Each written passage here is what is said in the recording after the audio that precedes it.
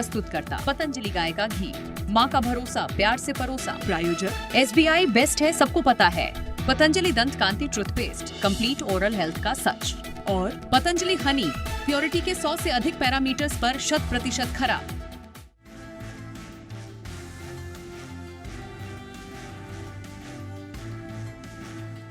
दो महीने की ऊंचाई पर पहुंचा बाजार। निफ्टी 91 अंक चढ़कर 25,330 पर बंद। सेंसेक्स में 300 अंकों से ज्यादा की तेजी। आईटी, पीएसयू, डिफेंस और ऑटो शेयरों से मिला सपोर्ट।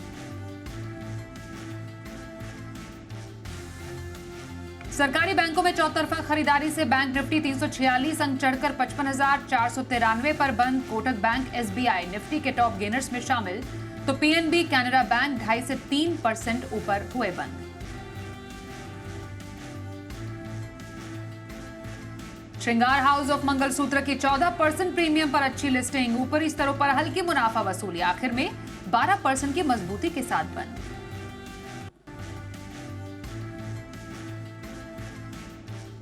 अर्बन कंपनी के 57% प्रीमियम पर दमदार लिस्टिंग। लिस्ट होने के बाद भी शेयर में तेजी, आखिर में 62% की मजबूती के साथ हुआ बंद।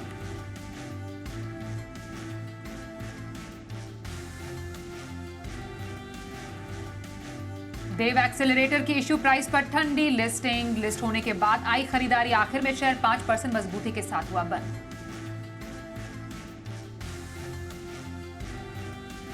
यूरो प्रतीक सेल्स के आईपीओ को सुस्त रिस्पांस। दूसरे दिन तक सिर्फ 70% भरा। प्राइस बैंड 235 से 247 रुपए।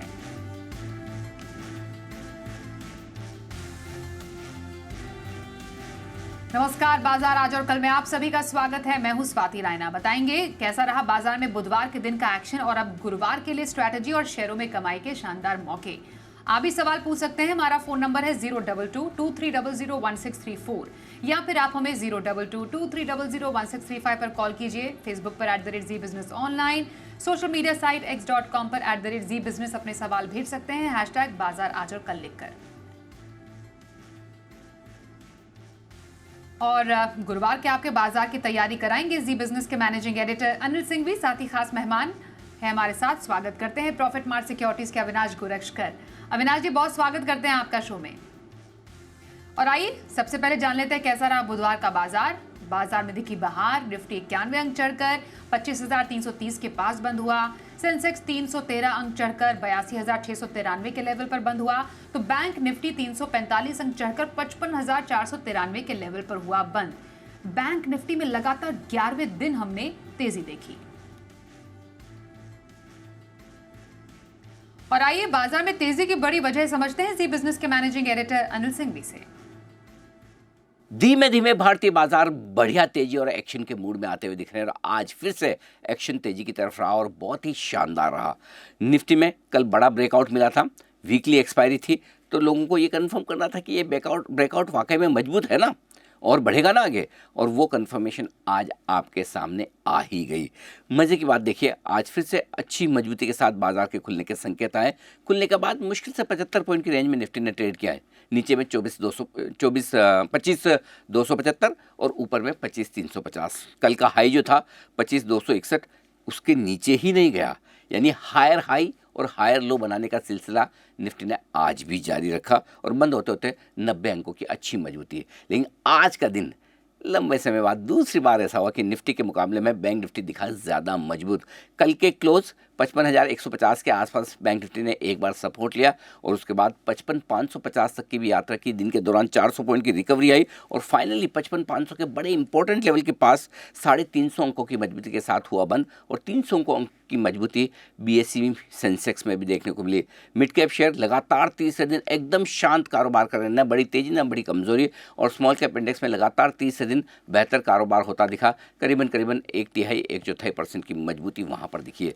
अब आइए आज की तेजी के पीछे कारण क्या, कुछ ग्लोबल कुछ लोकल।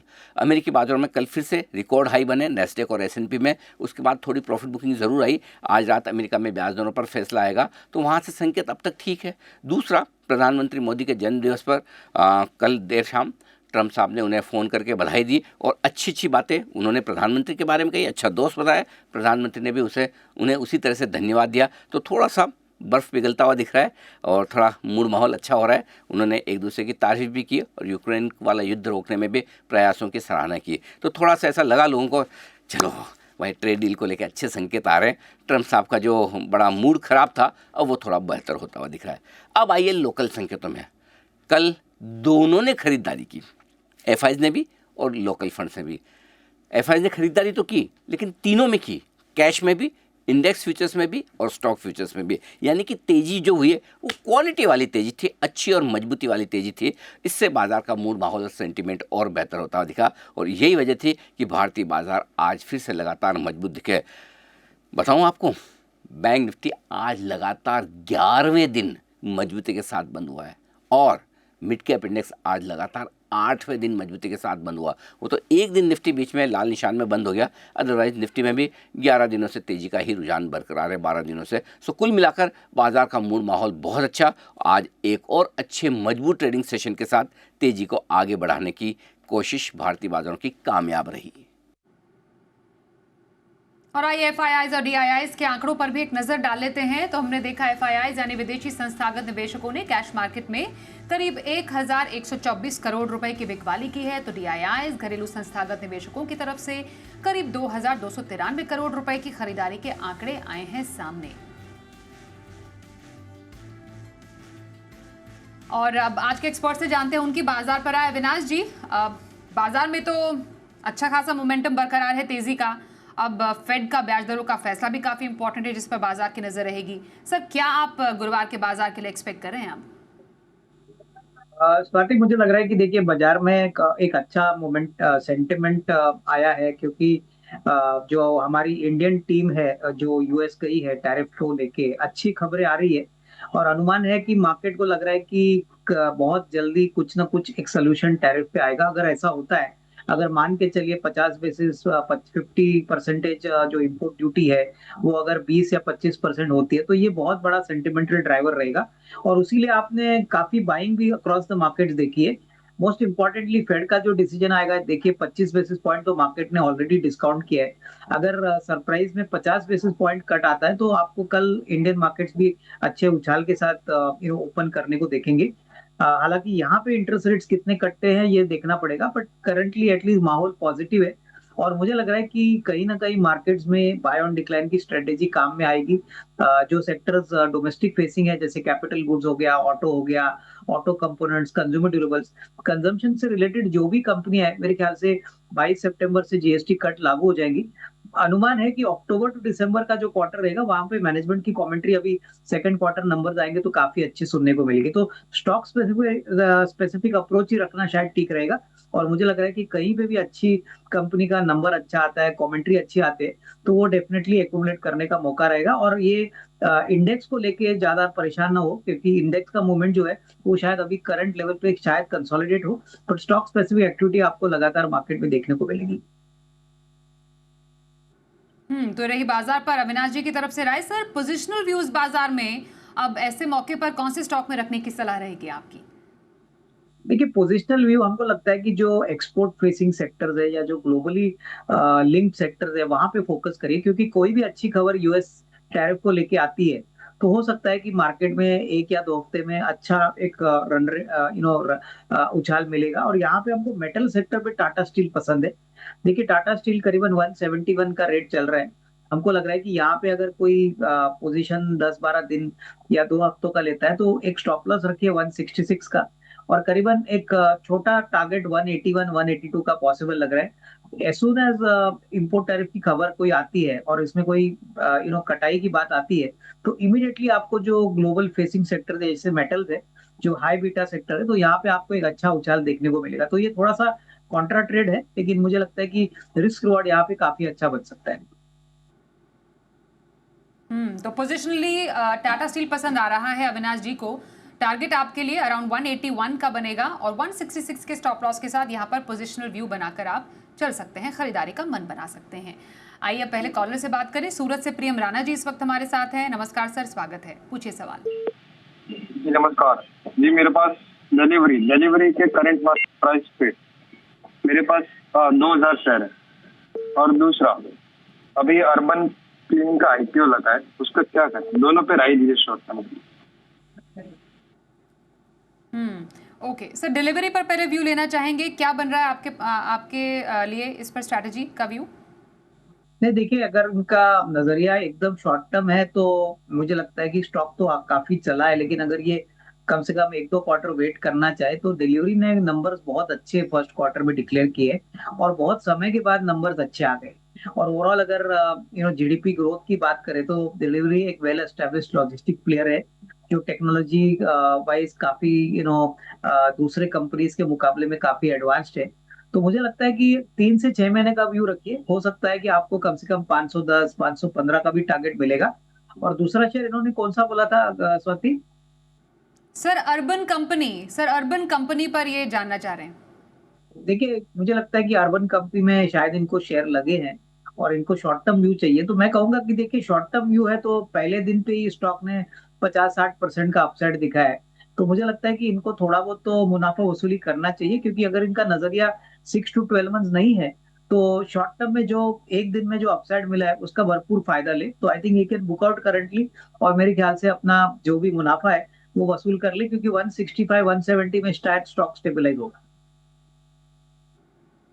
ओके, तो ये रही आपके लिए दोनों स्टॉक्स पर सलाह अविनाश जी की तरफ से। तेलंगाना से रमन जी से बात करते हैं। नमस्कार सर, सवाल पूछिए। सर जी, रमेश है मेरा नाम। जी, जी मेरे पास अशोका सर, बिल्डकॉन है जी। स्वागत है। वो अशोका बिल्डकॉन 265 रुपए का है।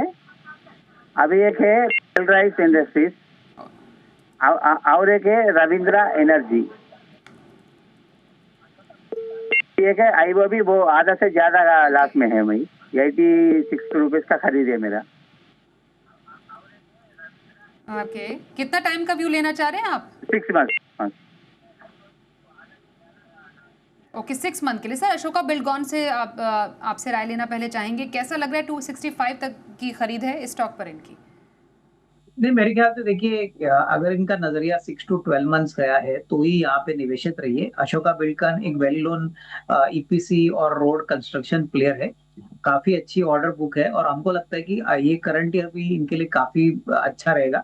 बट अगर आपका नजरिया मीडियम टू लॉन्ग टर्म है, जैसे 12-15 महीने आप निवेशित कर सकते हो, तो ही इसमें निवेशित रहिए। अगर हो सके तो एवरेज भी करिए, लेकिन मुझे नहीं लगता है कि शॉर्ट टर्म में कोई बड़ी अपसाइड आएगी। नंबर्स अक्टूबर टू मार्च में अच्छे आएंगे तो उसके बाद ही स्टॉक में एक अच्छी री रेटिंग की रैली देखने को मिल सकती है। ओके सर बेलराइज इंडस्ट्रीज और आईओबी, इन दो स्टॉक पर भी एक क्विक व्यू दीजिएगा, इनके पास ये स्टॉक भी है। देखिए, दोनों शेयर में पोजीशन होल्ड करें। बेलराइज अभी हाल ही में इन्होंने पब्लिक इशू किया था करीबन 90 के प्राइस पे, तो स्टॉक काफी अच्छा चला है, काफी वेल नोन ऑटो एंसिलरी है और कंपनी को डेफिनेटली जीएसटी की कटौती का बेनिफिट मिलेगा, क्योंकि काफी टू व्हीलर कंपनीज को ये प्रोडक्ट सप्लाई करती है। तो बेलराइज में भी मुझे लगता है कि अगर नियर टर्म की बात करें तो 170-175 का नियर टर्म का पहला टारगेट रहेगा। और रही बात आईओबी, भी देखिए आईओबी सरकारी बैंक है, यहाँ पे थोड़ा सा अगर व्यू लंबा है तो ही यहाँ पे निवेशित रहिए, क्योंकि सरकारी बैंक स्लो मूविंग होते हैं और अभी फिलहाल तो हमको लगता है कि अक्टूबर टू मार्च के नंबर आने के बाद ही आपको एक अच्छा यहाँ पे रैली देखने को मिलेगा। तो नजरिया अगर आपका स्लाइटली लंबा है तो ही यहाँ पे निवेशित रहिए।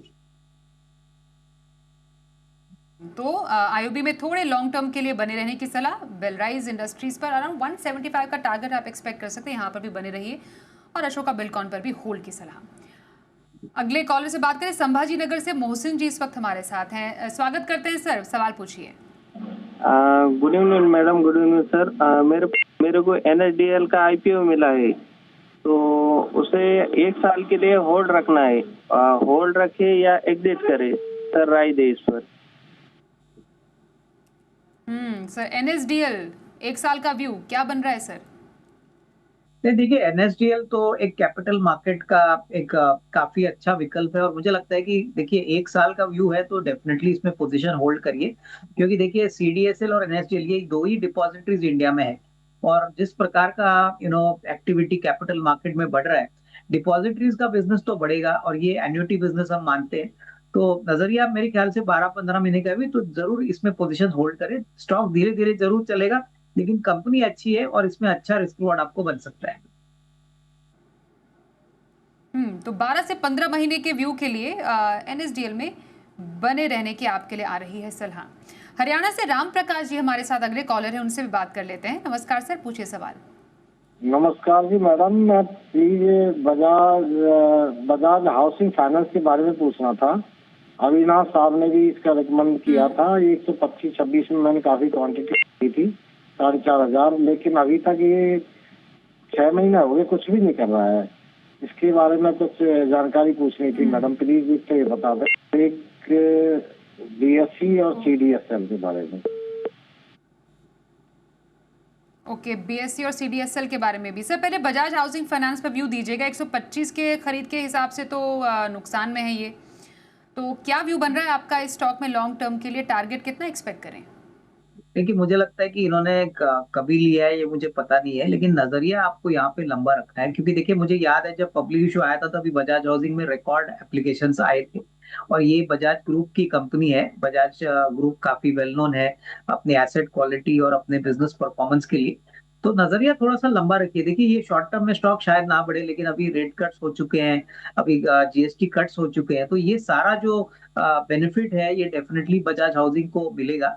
नंबर शायद आपको अक्टूबर टू मार्च में अच्छे देखने को मिलेंगे। तो अगर आपका नजरिया 12-15 महीना है तो ही यहाँ पे रिस्क रिवॉर्ड अच्छा बनेगा। शॉर्ट टर्म में तो कोई बड़ी अपसाइड नहीं आएगी, पर मेरे ख्याल से कम 140-150 का नियर टर्म का टारगेट यहाँ पे बनेगा अगर आप 12-15 महीने का व्यू रखते हैं। तो 140-150 तक का जो आपका टारगेट बनेगा। सर BSE और CDSL पर एक व्यू दीजिएगा प्लीज। देखिए, ये दोनों ही मैं समझता हूँ लॉन्ग टर्म के लिए दोनों ही विकल्प बहुत अच्छे हैं। BSE कंट्री की प्रीमियर स्टॉक एक्सचेंज है, और CDSL जैसे अभी मैंने कहा कि NSDL और CDSL ये दो ही डिपॉजिटरीज इंडिया में है। तो कैपिटल मार्केट का ग्रोथ पोटेंशियल बहुत ज्यादा है। देखिए, मार्केट वोलेटाइल होता है तो ऑब्वियसली एक्सचेंज के वॉल्यूम्स इंपैक्ट होते हैं, बट CDSL एक ऐसा धंधा है जब आप शेयर खरीदते हो या बेचते हो, CDSL को डेफिनेटली बेनिफिट मिलता है। और मुझे लगता है कि यहाँ पे आपको बहुत लंबा व्यू लेके काम करना है। आप शॉर्ट टर्म में इन स्टॉक्स में कोई बड़ा अपसाइड कमा नहीं पाओगे। अगर 1.5-2 साल का नजरिया है तो ही यहाँ पे निवेशित रहिए, क्योंकि यहाँ पे रन रेट बहुत बड़ा है और काफी यूनिक बिजनेस दोनों कंपनीज का है। ऑलराइट सर, जमशेदपुर से मनीष गुप्ता जी से भी बात करते हैं। नमस्कार सर, पूछिए सवाल। सर एक चीज पूछना था, लुपिन्स में जी, लुपिन्स का थोड़ा सा हमको बता देंगे। नहीं, कितना टाइम का व्यू लेना चाह रहे हैं आप? लुपिन पर क्या जानना चाहते हैं? मेरा 1 साल का है। 1 साल का व्यू ल्यूपिन पर लेना चाह रहे हैं। सर ल्यूपिन पर क्या व्यू बन रहा है आपका? आज गिरावट के साथ ही स्टॉक हमने क्लोज होते हुए देखा, हालांकि बीच में एक थोड़ा स्पाइक जरूर आया था अराउंड आफ्टरनून में, एक खबर एक दवा के अप्रूवल के लिए, लेकिन उसके बाद हमने नरमी आते हुए स्टॉक में देखी। क्या व्यू बनेगा?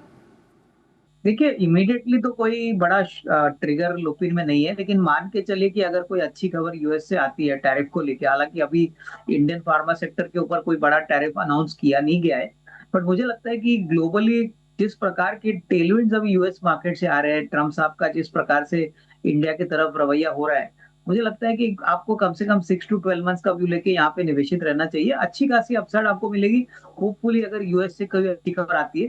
बिजनेस वाइज मुझे लगता है कि स्टेडी ग्रोथ आपको देखने को मिलेगा। तो अराउंड 2000 का एक बेस लेवल है जहां पे स्टॉक सेटल होगा, और ऊपर में 2200 या 2250 का एक नियर टर्म का टारगेट आपको अगले 6 से 12 महीने में पॉसिबल लग रहा है।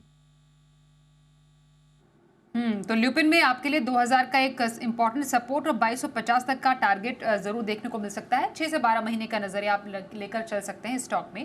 ये रही ल्यूपिन पर आपके लिए राय अविनाश जी की तरफ से। एक छोटा ब्रेक लेंगे, आगे SMC ग्लोबल के नितिन मुरारका से हम जानेंगे गुरुवार के बाजार के लिए ऑप्शन कॉल्स।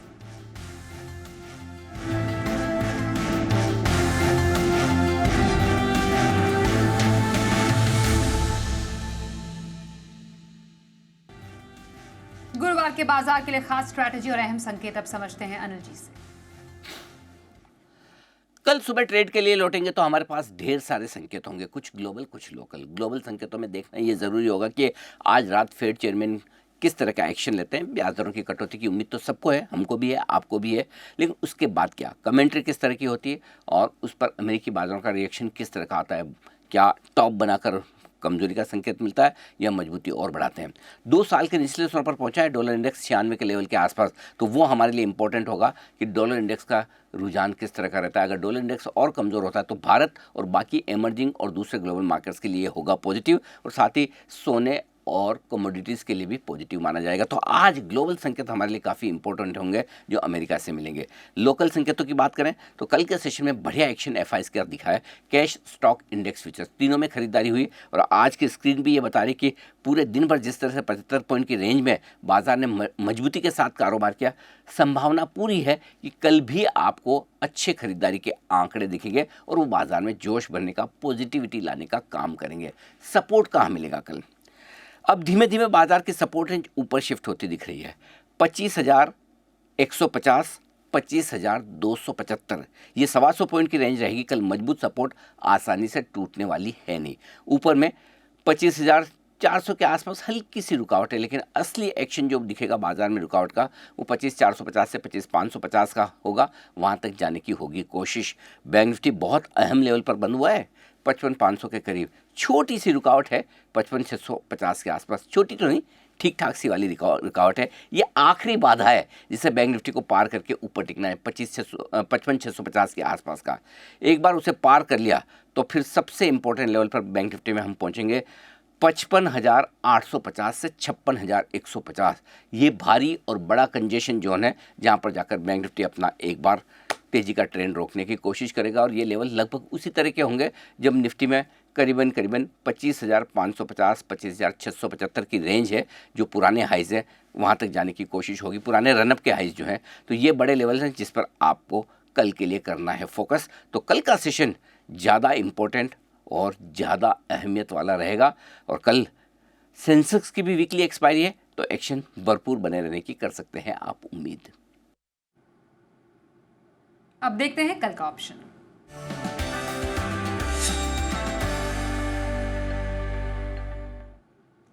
ऑप्शन स्ट्रैटेजी के लिए बात करते हैं अब एसएमसी ग्लोबल के नितिन मुरारका से। नितिन जी, स्वागत करते हैं। बताइए अब गुरुवार के बाजार के लिए क्या स्ट्रैटेजी आएगी आपकी तरफ से?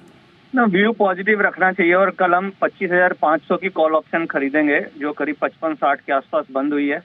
इसी रेट पे मिले तो खरीद सकते हैं। स्टॉप लॉस बनेगा 30 का और टारगेट बनेंगे करीब 100-110 के। सो व्यू पॉजिटिव है, और 25,500 की कॉल ऑप्शन पे कल बेट करेंगे। 25,500 की कॉल ऑप्शन पर खरीदारी की सलाह। 55 से 60 के बीच में खरीदे। 30 का स्टॉप लॉस बनेगा, और लगभग 110 का आपके लिए टारगेट यहाँ पर बनता हुआ नजर आएगा। ये व्यू बन पा रहा है कल के बाजार में नितिन जी का ऑप्शन स्ट्रैटेजी पर। धन्यवाद करेंगे सर बातचीत के लिए आपका। और आइए अब बात कर लेते हैं अविनाश जी से, और जानते हैं लॉन्ग टर्म में उन्हें कौन सा स्टॉक पसंद है। सर बताइए, क्या है आपकी value pick? In fact Swati, long term pick हमको ऑटो कंपोनेंट सेक्टर में पसंद है। कंपनी का नाम है श्रीराम पिस्टन्स। देखिए, हमको ये कंपनी इसलिए पसंद है क्योंकि काफी वेल एस्टेब्लिश्ड प्लेयर है जो इंजन कंपोनेंट्स बनाती है, पिस्टन्स, और ज्यादातर commercial vehicles, two wheelers, tractors, utility vehicle, सारे सेगमेंट्स को केटर करती है। पिछले साल 3,500 करोड़ के टॉप लाइन पे 516 करोड़ का प्रॉफिट किया था। पहला क्वार्टर भी काफी अच्छा है। जिस प्रकार से कटौती जीएसटी में, पैसेंजर कार में, कमर्शियल व्हीकल्स में, टू व्हीलर्स में अनाउंस की है, हमको लगता है कि इसका बेनिफिट कंपनी को जरूर मिलेगा। इस साल हमारा मानना है कि कम से कम 600 करोड़ का प्रॉफिट आएगा। कंपनी बिल्कुल कर्जा मुक्त है, काफी वेल एस्टेब्लिश्ड है, और मोस्ट इंपॉर्टेंटली एक्सपोर्ट भी बड़ी मात्रा में करती है। तो यहाँ से मुझे लगता है कि 2850, 2950 का एक टारगेट प्राइस अगले 6 से 12 महीने में पॉसिबल लग रहा है। नंबर्स काफी अच्छे आएंगे, और अक्टूबर टू मार्च के नंबर्स मेरे ख्याल से मार्केट्स को बहुत सरप्राइज करेंगे। तो ये हमारा वैल्यू पिक रहेगा। 2950 का target price, time frame 8 to 12 months। तो आपके लिए 12 महीने तक का एक व्यू श्रीराम पिस्टन पर रखने की सलाह आ रही है। ये है लॉन्ग टर्म का पसंदीदा स्टॉक हमारे आज के एक्सपर्ट अविनाश जी की तरफ से, जिसमें आपके लिए टारगेट बन रहा है अराउंड 2850, 2950 तक का। यहाँ साल भर का नजरिया आप रख सकते हैं। धन्यवाद करेंगे सर हमारे साथ इस शो में शामिल होने के लिए। बाजार आज और कल में बस इतना ही। रुकते हैं एक ब्रेक के लिए। देखते रहिए जी बिजनेस।